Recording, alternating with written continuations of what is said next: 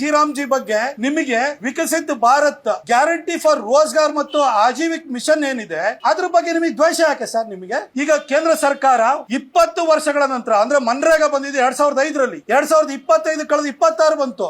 20 ವರ್ಷಗಳ ಕಾಲ ಆ ಯೋಜನೆಯನ್ನು ಮುಂದುವರಿಸಲಾಗಿದೆ. ಈ 20 ವರ್ಷಗಳಲ್ಲಿ 12 ವರ್ಷ ಕೇಂದ್ರದಲ್ಲಿ ಮೋದಿಜಿಯವರ ಸರ್ಕಾರ ಇದೆ. ಇದು ಅತಿ ಹೆಚ್ಚು ಅನುದಾನವನ್ನು ಕೊಟ್ಟಿದ್ದಾರೆ. ಆ ಯೋಜನೆಯಲ್ಲಿ ಇದ್ದಂತಹ ಲೋಪದೋಷಗಳನ್ನ ಸರಿಪಡಿಸಿ VBG ರಾಮ್ಜಿ ಅಂತ ಹೇಳಿ ಹೊಸ ಒಂದು ಯೋಜನೆಯನ್ನ ತಂದಿದ್ದಾರೆ. ಅದರಲ್ಲಿ ನಿಮ್ಗೆ ಏನ್ ವ್ಯತ್ಯಾಸ ಕಾಣಿಸ್ತಿದೆ ಸರ್? ಏನು ಜನಕ್ಕೆ ಕೂಲಿ ಕೊಡ್ತಾ ಇದ್ದಿದ್ದು 100 ದಿನದಿಂದ 125 ದಿನ ಮಾಡಿದ್ದಾರೆ. ಇಲ್ಲಿ ಗ್ರಾಮೀಣ ಭಾಗದ ಜನಕ್ಕೆ ಏನು ಅನಾನುಕೂಲ ಆಗಿದೆ ಹೇಳಿ? ಕೃಷಿ ಚಟುವಟಿಕೆ ನಡೀತಾ ಇರುವಂತಹ ಸಂದರ್ಭದಲ್ಲಿ 60 ದಿನಗಳ ಕಾಲ ಈ ಒಂದು ಯೋಜನೆ ಚಾಲ್ತಿಯಲ್ಲಿ ಇರಲ್ಲ. ಯಾಕಂದ್ರೆ ಕೃಷಿಕರು ರೈತರ ದೇಶದ ಬೆನ್ನೆಲುಬು ಅಂತ ಹೇಳ್ತೀರಿ, ಅವ್ರಿಗೆ ಅನುಕೂಲ ಆಗ್ಬೇಕಲ್ಲ ಕೃಷಿ ಚಟುವಟಿಕೆಗಳಿಗೆ. ಅದಕ್ಕೋಸ್ಕರ 60 ದಿನಗಳ ಗ್ಯಾಪ್ ಕೊಟ್ಟಿದ್ದಾರೆ. ಕೇಂದ್ರ ಸರ್ಕಾರ ಹಿಂದೆ 90% ಫಂಡಿಂಗ್ ಕೊಡ್ತಾ ಇದೆ, ಸ್ಟೇಟ್ ಗವರ್ಮೆಂಟ್ 10% ಕೊಡ್ತಾ ಇತ್ತು. ಈಗ ಅದನ್ನ 60% ಸೆಂಟ್ರಲ್ ಗವರ್ಮೆಂಟ್ ಕೊಡುತ್ತೆ, 40% ನೀವು ಕೊಡಿ ಅಂತ ಹೇಳಿದರೆ 2000 ಕೋಟಿ ಕೊಡೋದಕ್ಕೆ ನಿಮ್ಮ ಹತ್ರ ಯೋಗ್ಯತೆ ಇಲ್ಲ ಅಂತ ಹೇಳಿ ಸಿದ್ದರಾಮಯ್ಯನವರೇ ಭಿಕಾರಿ ಸರ್ಕಾರವನ್ನ ನಡೆಸ್ತಾ ಇದ್ದೀರಿ.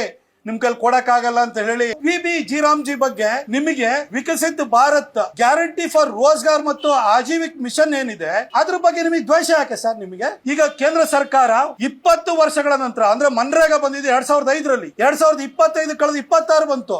20 ವರ್ಷಗಳ ಕಾಲ ಆ ಯೋಜನೆಯನ್ನು ಮುಂದುವರಿಸಲಾಗಿದೆ. ಈ 20 ವರ್ಷಗಳಲ್ಲಿ 12 ವರ್ಷ ಕೇಂದ್ರದಲ್ಲಿ ಮೋದಿಜಿಯವರ ಸರ್ಕಾರ ಇದೆ. ಇದು ಅತಿ ಹೆಚ್ಚು ಅನುದಾನವನ್ನು ಕೊಟ್ಟಿದ್ದಾರೆ. ಆ ಯೋಜನೆಯಲ್ಲಿ ಇದ್ದಂತಹ ಲೋಪದೋಷಗಳನ್ನ ಸರಿಪಡಿಸಿ VBG ರಾಮ್ಜಿ ಅಂತ ಹೇಳಿ ಹೊಸ ಒಂದು ಯೋಜನೆಯನ್ನ ತಂದಿದ್ದಾರೆ. ಅದರಲ್ಲಿ ನಿಮ್ಗೆ ಏನ್ ವ್ಯತ್ಯಾಸ ಕಾಣಿಸ್ತಿದೆ ಸರ್? ಏನು ಜನಕ್ಕೆ ಕೂಲಿ ಕೊಡ್ತಾ ಇದ್ದಿದ್ದು 100 ದಿನದಿಂದ 125 ದಿನ ಮಾಡಿದ್ದಾರೆ. ಇಲ್ಲಿ ಗ್ರಾಮೀಣ ಭಾಗದ ಜನಕ್ಕೆ ಏನು ಅನಾನುಕೂಲ ಆಗಿದೆ ಹೇಳಿ? ಕೃಷಿ ಚಟುವಟಿಕೆ ನಡೀತಾ ಇರುವಂತಹ ಸಂದರ್ಭದಲ್ಲಿ 60 ದಿನಗಳ ಕಾಲ ಈ ಒಂದು ಯೋಜನೆ ಚಾಲ್ತಿಯಲ್ಲಿ ಇರಲ್ಲ. ಯಾಕಂದ್ರೆ ಕೃಷಿಕರು ರೈತರ ದೇಶದ ಬೆನ್ನೆಲುಬು ಅಂತ ಹೇಳ್ತೀರಿ, ಅವ್ರಿಗೆ ಅನುಕೂಲ ಆಗ್ಬೇಕಲ್ಲ ಕೃಷಿ ಚಟುವಟಿಕೆಗಳಿಗೆ. ಅದಕ್ಕೋಸ್ಕರ 60 ದಿನಗಳ ಗ್ಯಾಪ್ ಕೊಟ್ಟಿದ್ದಾರೆ. ಕೇಂದ್ರ ಸರ್ಕಾರ ಹಿಂದೆ 90% ಫಂಡಿಂಗ್ ಕೊಡ್ತಾ ಇದೆ, ಸ್ಟೇಟ್ ಗವರ್ಮೆಂಟ್ 10% ಕೊಡ್ತಾ ಇತ್ತು. ಈಗ ಅದನ್ನ 60% ಸೆಂಟ್ರಲ್ ಗವರ್ಮೆಂಟ್ ಕೊಡುತ್ತೆ, 40% ನೀವು ಕೊಡಿ ಅಂತ ಹೇಳಿದರೆ 2000 ಕೋಟಿ ಕೊಡೋದಕ್ಕೆ ನಿಮ್ಮ ಹತ್ರ ಯೋಗ್ಯತೆ ಇಲ್ಲ ಅಂತ ಹೇಳಿ ಸಿದ್ದರಾಮಯ್ಯನವರೇ ಭಿಕಾರಿ ಸರ್ಕಾರವನ್ನ ನಡೆಸ್ತಾ ಇದ್ದೀರಿ.